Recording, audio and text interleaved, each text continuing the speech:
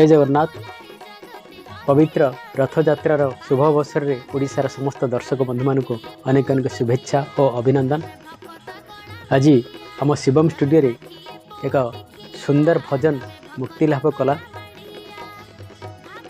ए भजनटी लोकप्रियता हासिल करियो बोली आम आशा रखिछु।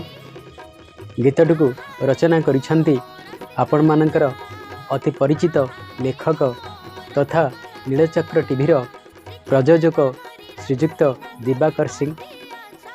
अनेक गीत रचना कर सारे, संगीत जगत को बहुत अवदान दे सारे।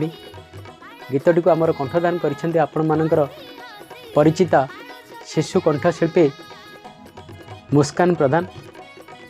एवं ए गीतटी को मध्य मु स्वर संयोजना करिछि आपण मानकर प्रिय संगीत निर्देशक रविनारायण महापात्र।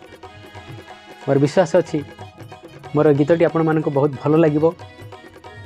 आपण माने मोर अनेक गीत सुनी सारे,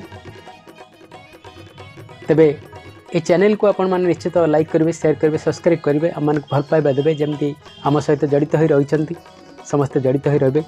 आम पुणी नुआ नुआ गीत आपण को भेटी देबू। जय जगन्नाथ।